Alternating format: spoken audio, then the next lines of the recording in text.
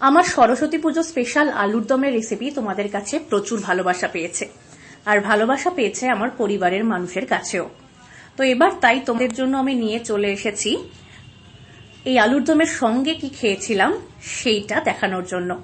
তো তোমরা দেখে আন্দাজ করতে পারছো, হ্যাঁ কিছুটা আন্দাজ তোমরা করতে পারছো, কিছুটা করতে পারছো না। তো এত আন্দাজের পাল্লায় গিয়ে আর লাভ নেই, সরাসরি দেখাতেই শুরু করি তোমাদের। প্রথমেই আমি কড়াইশুঁটিকে ভালো করে পেস্ট করে নিলাম। আমি এখানে নিয়েছিলাম 200 গ্রাম পরিমাণ কড়াইশুঁটি। আর তারপরে একটা বড় পাত্রে বেশ খানিকটা ময়দা নিয়ে ময়দার মাঝখানটা একটু ফাঁকা করে সেখানে পরিমাণ মতো টক দই, একটু নুন, চিনি আর দিয়ে দিলাম বেশ খানিকটা পরিমাণ সাদা তেল। সাদা তেলের পরিমাণটা এখানে একটু বেশি দিয়েছি। এবার পুরোটা দিয়ে একটুখানি ভালো মতন বেশ ভালো করে ময়াম দিয়ে মেখে নেব। পুরোটা কিন্তু মাখবো না, এখানেই হচ্ছে চমক। বেশ ভালো করে একটুখানি মেখে নেব হাতের সাহায্যে, মানে সাদা তেল, নুন, চিনি, টক দইটা ময়দার সঙ্গে ভালোভাবে হাতের সাহায্যে আমি মিশিয়ে নেব।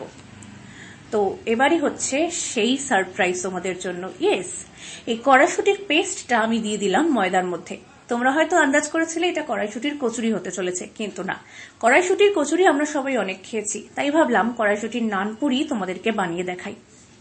এখানে কিন্তু খুব বেশি জলের প্রয়োজন নেই, কারণ কড়াইশুঁটির পেস্টের মধ্যে অনেকটা জল আছে আর সাথে আছে অনেকটা পরিমাণ সাদা তেল, তাই দিয়েই মাখাটা প্রায় হয়ে যাবে। কিন্তু আমি খুব সামান্য পরিমাণ দেখলে জল ব্যবহার করেছি। নর্মাল আটা বা ময়দা মাখলে যে পরিমাণ জল লাগে সেই পরিমাণ জল কিন্তু এখানে লাগবে না। তো এইভাবেই দেখতে পাচ্ছ কড়াইশুঁটি বাটাটা দেওয়ার পরে রঙেও খানিক পরিবর্তন হয়েছে। আর আমি পরে আরেকটুখানি সাদা তেল অ্যাড করে দিলাম যাতে হাতে লেগে থাকা ময়দাটা সহজে ছেড়ে যায়। তো এখানে মনে রাখতে হবে নানপুরি কিন্তু খুব ধৈর্য ধরে মাখতে হয়।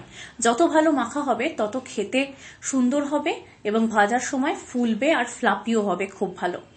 তো মাখা প্রায় আমার শেষের পথে। আমি লাস্ট মোমেন্টে আরেকটুখানি ভালো করে মেখে তোমাদেরকে দেখিয়ে দিচ্ছি যে ময়ামটা ঠিক কেমন দেখতে হয়েছে। তো এবার চলো লেচি গড়ে নেওয়ার পালা। লেচিগুলো আমি তোমাদেরকে এখানে গড়ে গড়ে দেখিয়ে দিচ্ছি। 3 থেকে 4টে লেচি আমি গড়ে গড়ে দেখাচ্ছি, তারপর আমি তোমাদেরকে দেখাবো বেলা এবং ভাজা।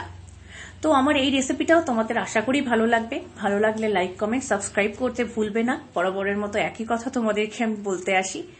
আর নিজেরা বাড়িতে অবশ্যই ট্রাই করবে, খেতে কিন্তু দুর্দান্ত হয়েছিল। শুধু আলুর দম কেন, নর্মাল কোনো আলুর তরকারির সাথেও কিন্তু এটা একেবারেই জমে যাবে। তো কড়াইশুঁটির কচুরি না বানিয়ে এটা বানানোর মূল কারণ হচ্ছে সময়। কারণ সরস্বতী পুজোর দিন পুজো ফুজো সেরে রাতের ডিনারের জন্য অত বেশি ঝামেলায় যেতে আর ইচ্ছে করছিল না। আলাদা আলাদা করে প্রত্যেকটাই পুর ভরে ভরে বেলা ভাজা, উফ। তাই জন্য ভাবলাম একবারে মেখে নানপুরি বানিয়ে ফেলি। তো দেখতে পেলে আমি তোমাদেরকে একটা বেলে দেখালাম। ময়দা কোট করে করে এভাবেই ভালো করে বেলে নিতে হবে। আর গোল হওয়া নিয়ে চিন্তা করে কোনো লাভ নেই, কারণ যেটা টুকরো করে ভেঙে ভেঙেই তো খেতে হবে, অত গোল হওয়া নিয়ে ভেবে কি হবে। আর পরিবারের মানুষ স্বাদটাই দেখবে, শেপটা নয়। তো একটা আমি ভেজে তুলে রাখলাম কথা বলতে বলতেই, তারপরে আরো একটা আমি তোমাদেরকে ভেজে দেখাচ্ছি। আর হ্যাঁ, এই নানপুরি কিন্তু বেশ ডোবা তেলে ভাজতে হবে, না হলে কিন্তু ব্যাপারটা ঠিক ভালো দাঁড়াবে না। তো দেখতেই পাচ্ছ আমি অনেকখানি কড়াইতে তেল নিয়ে পরপর তোমাদেরকে দুটো ভেজে দেখিয়ে দিলাম। এইভাবেই এক এক করে আমি বাকি সবকটাও ভেজে নিয়েছি, তোমরা দেখতেই পাচ্ছ। রেসিপিটা আশা করি ভালো লেগেছে। ততক্ষণ তোমরা সুস্থ থাকো, ভালো থাকো। পরবর্তী ভিডিওতে দেখা হচ্ছে।